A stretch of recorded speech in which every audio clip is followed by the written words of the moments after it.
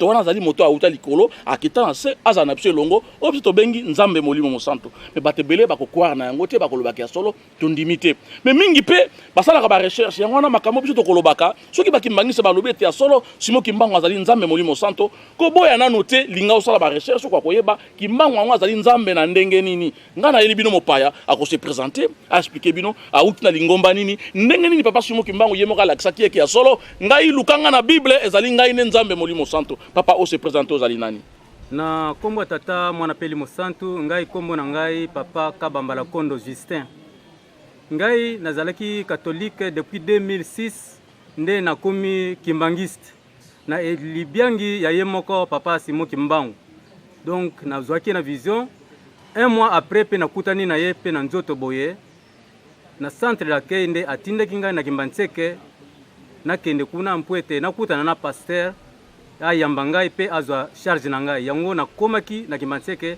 azwi charge na ngai alors akotsaki ngai na malongi na lani malongi kino na ye kokula na komi kimbangiste mais nazalaki tout le temps komitungisa mingi tango biso na catholique toyebi ke molimo mosanto azali mopepe ndeke moto ndenge tokolobaka mais tango bazobenge molimo mosanto ezalaki kotungisa nga mingi mais mokolo mosusu nazwi inspiration naza kotala papa Paul moko boye aza kosala alphabet etungisaki nga mingi mais nayebaki makambo azalaki kosala te nakoluka na nga na kati ya bible nakotanga naye komona ye moko aye kotalisa ngai epai wapi ye aza molimo mosantu ndenge nini nazali nzambe oyo bato bazo confondre yango epesaka nga pasi mingi soki naza kolanda bato mingi ezala bapaster bazoloba nzambe ya Kimbangu nzoka nde ye wana nzambe moko donc tolobaka susu nzambe ya Kimbangu nzambe ya Kimbangu ye moko nzambe Kimbangu ye moko azali nde nzambe molimo mosantu parce que soki tolobi nzambe ya Kimbangu cela veut dire nzambe asalaka na Kimbangu azali nzambe ye moko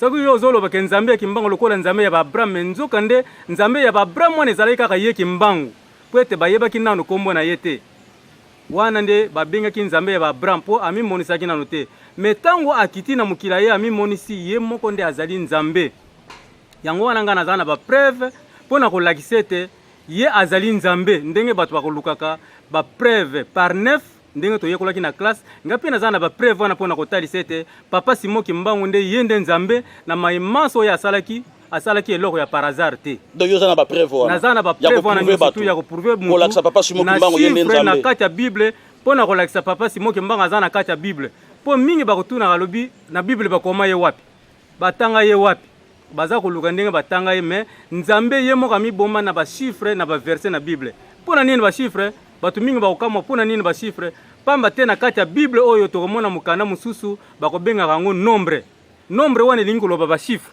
papa César ezali ba chiffre nombre wana yango ye azali roi ya ba chiffre ndenga ayebisaki na oyo inventaire ya mandombe soki bakotuna loba ke ngai nazali le roi des chiffres père et impair le maître de pays en profondeur donc yende mokonja ba chiffre nyonso to bandi na 1 ti osuki na 1000 ezaka Kimbangu soki tembezali nde tokolakisa yango na kati ya tableau na ko démontrer yango eza problème te en tout cas ngapa na ngai tembezali ndenge mo pe na bayo bazolanda biso tembezali ngana ko préférer au démontrer biso quand même to me kotala ndenge nini papa Simo Kimbangu bakomaki pe na bible abomba na kata bible na kata ba chiffre ndongo zali koloba vraiment tembezali mais kana ko expliquer biso to me kolanda ndenge nini ko expliquer Simo Kimbangu Dieu le Saint-Esprit dans la Bible. OK to betena maboko makasi parce que azali muta catholique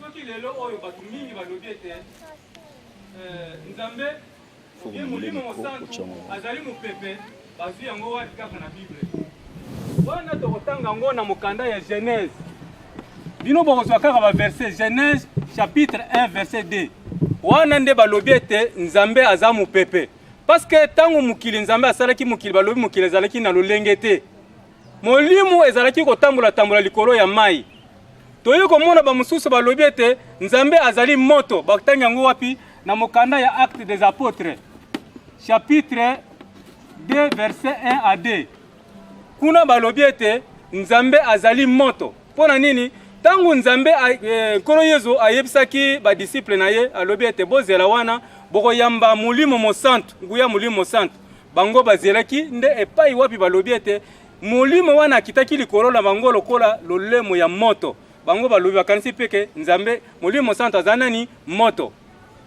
Toyo komona na mukanda ya Matthieu chapitre 3 verset 16 kuna balobi ete nzambe nkolo yezo lera zuli batisi abimi na mai likolo efungami tango likolo efungami Molimo Mosantu akiti likolo na ye lokola pigeon yango pe balobi ke Molimo Mosantu azalaka pigeon. Nzoka nde Molimo Mosantu azali troisième personnalité ya nzambe. Troisième personnalité nani ayaki kolakisa ete Molimo Mosantu azali troisième personnalité ezali nde nkolo yezo simalise kwa na ye tango asekwi aye kolakisa ete na kati ya bokonzi likolo ezalaka kaka ngai moko te tozali tata mwana pe Molimo Mosantu. Na kati ya Matthieu chapitre 28 verset 19 nde pai wapa atindaki ete bokende mokili mobimba kokomisa bato nyonso bayekoli kobatisa bango na kombo ya tata mwana pe Molimo Mosantu. Nde nkolo yezo aye kotalisa eke na bokonzi likolo biso tozalaka misato eza kaka tata na mwana te. Apôtre Paul pe ake ko vérifier likambo oyo tango akomi na Efese aza kokatisa lera Apollo aza na Corinthe Paul akatisi na nzela yango po ete aza kotambola na kati ya Asie ake kozwa kokutana na bayekoli ya Jean Baptiste atuni bango eske ler bino bozwaki Molimo bozwaki nguya bobatsami bondimaki eske boyambaki Molimo Mosantu bango balobi ete biso nanu toyoka kutu ata makambo ya Molimo Mosantu wana te yango wana kino lelo ezala mpe na kati na biso mokili mobimba mingi nanu basosoli pe Molimo Mosantu te wana totangi yango na mokanda ya Actes des Apôtres chapitre 19 verset 1 à 3 nde ekomami kuna na mokanda Actes des Apôtres chapitre 19 verset 1 à 3 lelo yo likamuni neza soki tolobi ete nzambe aza Molimo Mosantu aza mopepe Molimo Mosantu azali moto Molimo Mosantu azali nguya me nkolo yezo atikelaka biso promesse wana alobaki nini etangami na mokanda ya Jean chapitre 14 verset 26 oya alobi ete tango Molimo Mosantu akoya ye akolakisa bino il va vous enseigner naza kutuna bosoki Molimo Mosantu aza mopepe soki aza moto soki aza pe pigeon est-ce que pigeon akoko ko enseigner mutu est-ce que pigeon akoko kolakisa mutu balobi quand il viendra il va vous enseigner tango ye akoya akolakisa bino na kati ya mokanda ya Ephésiens soki totangi Ephésiens 4 verset 30 kuna balobi ete boyokisa Molimo Mosantu mawate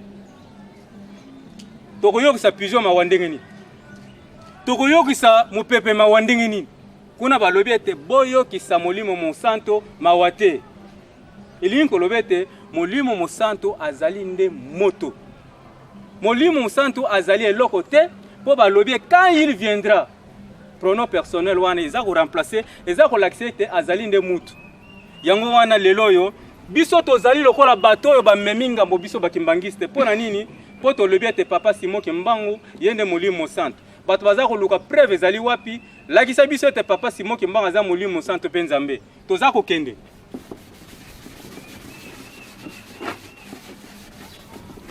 teme na biso d'abord tolobi boy teme na biso ezali Simon Kimbangu Dieu le Saint-Esprit dans la Bible pona nini dans la Bible tokoluka papa Simon Kimbangu na Bible sikoyo baza kotuna ete bayeba preuve nini ezolakisa eke ye azali nde Molimo Mosantu nzambe preuve elingi koloba nini soki biso tozwi lelo yo 122 fois 12 tomoni est égal à 4 2 1 epesi biso 1464 ndenge nini basalaka preuve par 9 basali boye 1 plus 2 epesi 3 plus 2 epesi 5 okomi 5 awa 1 plus 2 epesi 3 okomi 3 awa tango ozwi 3 fois 5 est égal à 15 1 plus 5 est égal à 6 elingi koloba réponse oyo kozwa awa il faut ezala pe 6 mpo ete oconfirme ete likambo na yo preuve par 9 ekokani elingi koloba soki tozwi 1 plus 4 epesi 5 5 plus 6 epesi 11 11 plus 4 epesi pe 15 1 plus 5 epesi pe 6 nde likambo oyo ezali kati na biso mpona koluka ete papa Simon Kimbangu ndenge nini aza Molimo Mosantu tokosala preuve par 9 tokei. Papa Simon Kimbangu akiti na mokili alati nzoto na 1887. Kimbangu.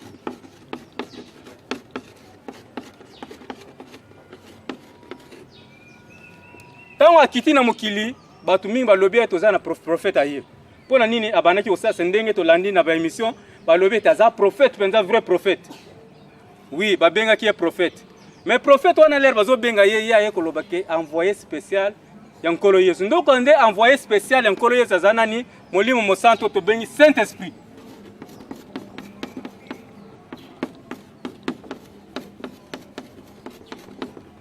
Saint-Esprit. Na kati ya Bible Saint-Esprit azande nzambe. Oto bengi Dieu.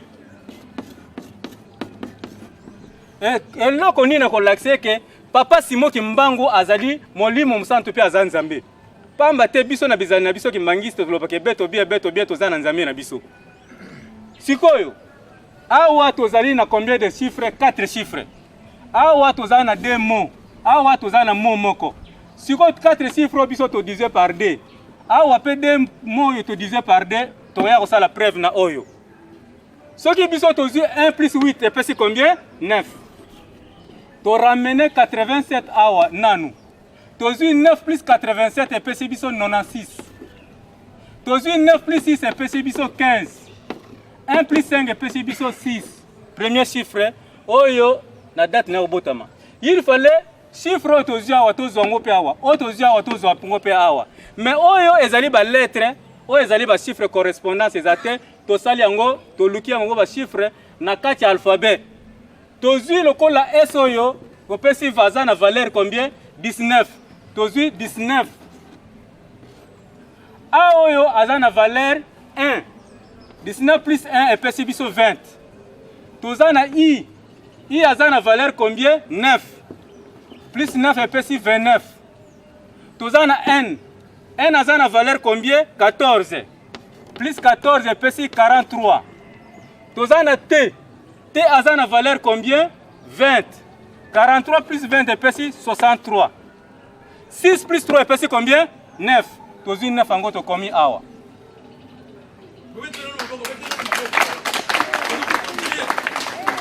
Sikoyo tokena olinga ki bozala nde kotoyo. Sikoyo tokena esprit. Token esprit E aza na valeur combien? 5. To komi 5. S aza na valeur combien? 19. 5 plus 19 epesi combien? 24. Toza na P. P aza na valeur combien? 16. Plus 16 epesi combien? 40. Toza na R. R aza na valeur combien? 18. Plus 40 epesi combien? 58. Toza na I. I aza na valeur combien? 9.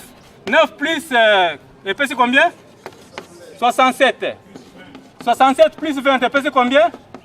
87. Awa tu tiens combien? 87. Et l'inko lova que preuve par 9. Papa Simon Kimbangu azanani Saint-Esprit. Awa epesi 9. Awa pe epesi 9. Awa epesi 87. Awa pe epesi 87. Toke soki to sali calculo yawa 9 plus 87 epesi combien? 96. 9 plus 6 epesi 15. 1 plus 5 epesi combien? 6. Si quand on a kombo na ye moko Kimbangu, tozui K aza na valeur combien? 11. Toza na I aza na valeur combien? Ça fait 20. Toza na M aza na valeur combien? Plus 13 epesi 33. Toza na B. B aza na valeur combien? 2 plus 1 epesi combien? To epesi 3 epesi 36. Toza na N. N aza na combien? 14 plus 36 epesi combien? 50. 50. Toza na G. G aza na combien? Aza na 7. Epesi 57. Toza na I. I 21. Epesi combien? 78. Kimbangu apesi biso 78. 7 plus 8 epesi combien? 15. 1 plus 5 epesi combien? Kombo na ye moko pe epesi combien? 6. Siko Kimbangu akomi na 2 chiffres. ya komo na ye na ya mbula na ye ya kobotama. Soki tozwi 6 plus 6 epesi combien? 12. 1 plus 2 epesi combien? A commis na deuxième chiffre différent 6 na 3. Soki papa Simon Kimbangu aza Molimo Santo et que ye aza Molimo Santo aza na chiffre kaka moko. Chiffre nini ezangi ye 3. Tozwa 3 na ndenge nini? Avant to comme na site bana na chiffre nini 1. 1 2 3 4 5 6. Soki tozwi 1 plus 2 epesi combien? 3 plus 3 plus 4 plus 5 plus 6 21. 2 plus 1 epesi combien? C'est que Molimo Santo a commis na deuxième chiffre 3.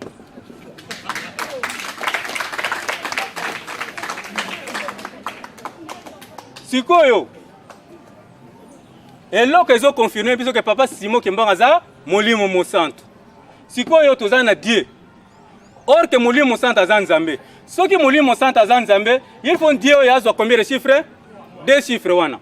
6 na 3. Toza na 2. 2 aza na valeur combien? I a la valeur combien? 9. Epesi 13. Et a la valeur combien? Epesi 18. I a la valeur combien? Epesi 39. Dieu a pesi biso 39. Tozu sikoyo. 3 plus 9 epesi combien? 12. 1 plus 2 epesi combien? C'est-à-dire, Dieu a joué déjà chiffre moko parmi les chiffres wana mibale. Alors, ils ont combien de chiffres? Ils ont un chiffre 6. Donc, on a 6 lignes, la même procédure. Avant de commencer à 3, on a 1, 2, 3. So, tu dis 1 plus 2, c'est combien? 3 plus 3, c'est combien? Il y a plus à combien le deuxième chiffre 6.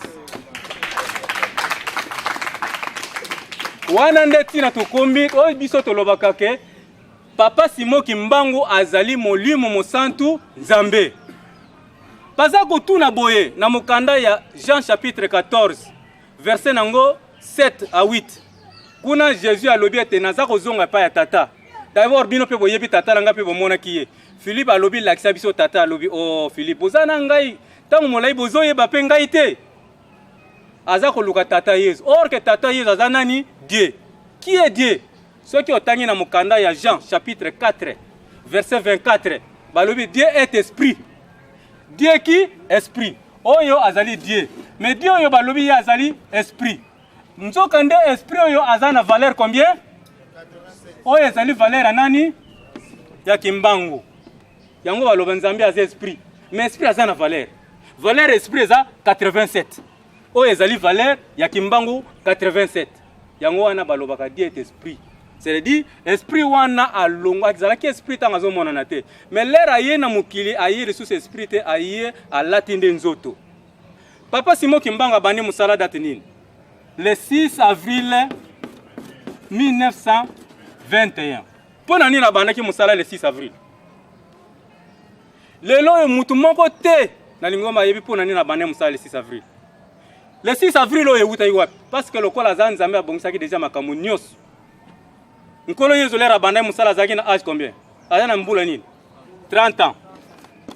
Papa Simon Kimbangu lera abandi musala zaki na âge nini? 34 ans. Ce qui aujourd'hui, moins 1887. Et que pèse 11, 4. 11, 3. Azalaki na 34 ans. Ce qui aujourd'hui 30 ans, il y a Nkolo Yesu, na 34 ans. Il y a Papa Simon Kimbangu, pèse combien? 64. Ce qui au Kabolo 6 na 4, pèse le 6.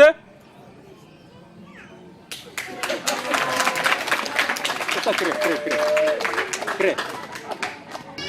Pour vérifier, tout le monde était Papa Simon Kimbangu à Kabolaki Nzoto na Mouliou en 1951. Il y a Abotamaki en 1887. Ce qui est Landi, to Longoli, 1951, moins 11, moins 7, 4, 14, moins 8, 6. C'est-à-dire que Moukila Sala qui pèse 64 ans. Ce qui est au Kaboli déjà 6 na 4, Yango pesa ko pesa kaka le 6 avril. Alors pour nini kaka 1921. Nzokande 1921 ezali kaka mbula te, ezali pe verset chapitre ya Bible. Yoko tanga mukanda Esaïe. Esaïe chapitre 19 verset 21. Kuna elobi ete Nzambe yemoko akoya komila aksepa ya Egypte. B'Egypte mokolango bakoye banzambe Egyptien baza banani ezali biso bato moindo nzambe ye moko akoya komi lakise pa Egypte yango to mona ki était le 6 avril 1921 eza 1921 te ezali Esaïe chapitre 19 verset 21 soki otangi pe na Lévitique chapitre 19 verset 21 balobi ete makabu na bino nyonso bokende kopesa ngo nde epai na Yawe baoyo bakozala na makabu ya kopesa bakende kopesa ngo epai na Yawe na Lévitique chapitre 19 verset 21.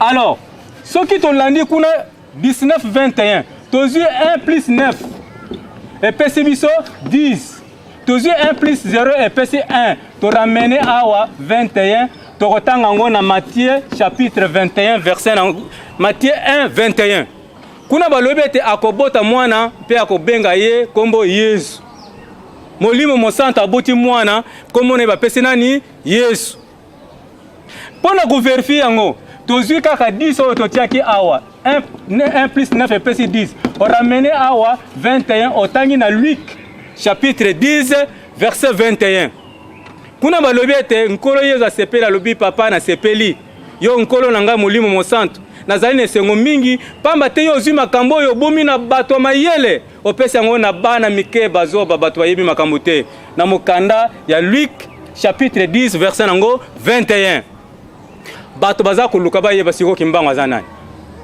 baza komituna kimbango aza nani biso pe toza komituna kimbango aza nani ndenge pe batunaki liboso na mokanda ya Jean kaka Jean oyo Jean chapitre 1 verset 21 baza kotuna yo nani yo prophète yo Eli baza kotuna bayeba kimbango aza nani nyonso ezouta wapi na 1921 kimbango aza nani kimbango apesi bango réponse alobi bandeko wana ta papa passer akoki kotanga verset wana na Romain mokanda ya Romain chapitre 1 verset 21 papa soki akoki kotangela biso mokanda wana mokanda baloma chapitre 1 verset 21 kuna papa simo kimbango aza koloba boyete ata bayebaki nzambe kasi bapesaki lokumu na iko nzambe te mawa papa aza koregrete ata bayebaki nzambe me wabino bozotura aza nani oza prophète oza Eli kimbango aza nani bato mingi bakanisi aza prophète me ye alobi bo ata bayebaki nzambe kasi bapesaki lokumu na iko nzambe te tala likambo oyo ezali lelo na 1921 likambo si nini ya makasi oyo papa simo kimbango asalaki asekisaki ebembe mama Dina azalaki moko mwana azalaki na 15 ans na Congo Tenta ye azalaki mwana ya papa Bani Ndongala na mama Yengo tango akufi kuna ebembe sali 3 jours ezia kopola kino bayaki na yena à 185 km s'il vous plaît ya Nkamba bayena yena Nkamba mama papa Simo Kimbango asekisaki ebembe wana papa Simo Kimbango lera asekisaki ebembe wana azalaki na mbula boni azalaki na 34 ans papa Simo Kimbango azalaki na 34 ans parce que na 1921 papa Simo Kimbango azalaki na 34 ans nde asekisaki ebembe mama Dina siko papa tangela biso mokanda ya Genèse chapitre 34 verset 1 elobini ata mutu wa mokanda tangela biso nana Genèse 34 verset 1 elobini mutu wa mokanda bandeko na Dina babukanisaki libebi na ye 1 verset 1 Dina mwana mwasi na Leya oyo ye abotaki Yakobo atambolaki mpona kotala basi na mokili yango Sekem mwana mobali na Gamola Mohiti mokonzi na mokili yango amonaki ye mpe akangaki ye mpe alalaki na ye mpe azambwisaki ye batata bamama bandeko balandi azali mpe na kati ya Bible mpo na nini mpo Bible elobi ke oyo ezalaka yango ekozala eloko na sika na se na mo eza te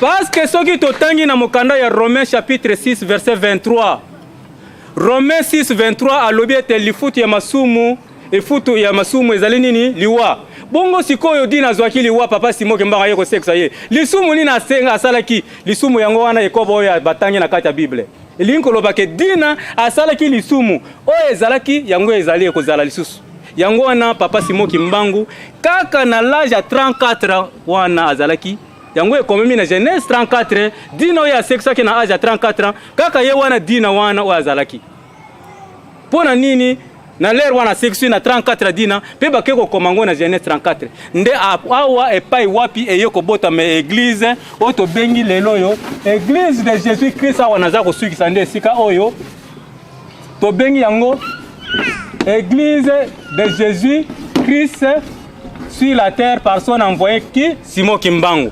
Or que lelo baloba na biso l'église c'est l'épouse ndenge bata français balobi église oyo balobi loko l'épouse épouse oyo azo remplacer nani loko la mama Mwilu moi si épouse ya nani épouse ya Kimbangu na bana na bango misatu Joseph Diangenda Charles Kisolokele na Salomon dia Lungana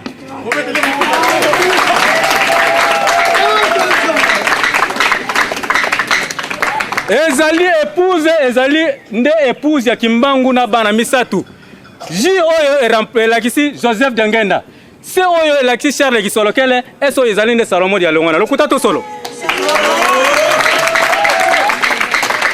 voilà oyo toza kolobela ngo pamba te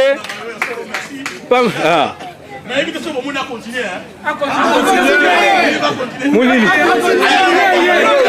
ya solo balandi émission na biso to komi presque na suka émission na biso to pesi bino mbote mingi kasi matin na biso lelo ezali nini bakimbangi setango balobaki te papa Simon Kimbangu azali molimo mosantu batebele bandimaka te alors que papa Simon Kimbangu na kata Bible azali alors que papa Simon Kimbangu na kata ba chiffre azali yenda azali nzambe ya bandaki ye wana pe akosukisa ndenge balobaki te ya azali moto azalaki azali pe akozala ntina ni tokene kokumisa oyo azalaka te azali lelo kasi lobi akozala te azala na kati ya moto yango na soki bakimangisi bazali koloba bali kobelele te bali na nzambe na bango yoko tsa tembete yaka na kati ya ba recherche oko comprendre ya solo papa Simon Kimbangu azali nani ya solo biso to lingi bino mingi to sepeli na bino mingi soki mituna ekozala bokomela biso na ba email bobenga biso na ba telefone tata oyo to ko continuer na ye ya solo awa na to lobi ke to yaki na mboka Kinkole na kati ya mboka Kinkole makamu isi masala ya papa Simon Kimbangu ayaka kati na sika oyo nzete bazali komona na baoba atelemaki nde sika wana abandaki koteya asalaki makamu isi nzete wana tikala tilelo ndenge bomoni ba clôturer yango na bandeko nyonso tu botambola na ville ya Kinshasa soki oye na kati ya Kinkole pa ba bengi Kinkole pêcheur okomona église Kimbangu na kati nisika kota tuna ba explication ba kopesa yo nini esalamaki pa papa Simon Kimbangu oleke tokene kotambola to monaka ba yuda na kati ya Israël batu ya ndenge na ndenge batambola ka mukili mobimba ba misuba zwa ba avion bakenda koluka trace ya Yesu Masiya Golgotha ezali wapi Bethlehem ezalaki wapi bazali koluka pote ba yebeti ya solo mokonzi nzambe azalaki kuna biso pe likambo ya Kimbangu to négliger yango te bokende koluka balutendele ezali wapi nkambe ezali wapi Kinkole pe ezali musika te na ville ya Kinshasa soko yeba koyamba yo bakoyebisa yo nini salama kyao ya solo na émission tango ezalaka muke biso tolobi ndambo mais soki yo moko ye na fei na honest lo na bako expliquer makamu se bele salama ki awa nde ko lendisa kondima na yo poto ko koyebete Kimbangu azali nzambe azalaka azali pe akozala botika na malamu to sepeli na bino mingi to kumisi bino boza na kima na banda ko na bino na komba tata mwana pe molimo santu amen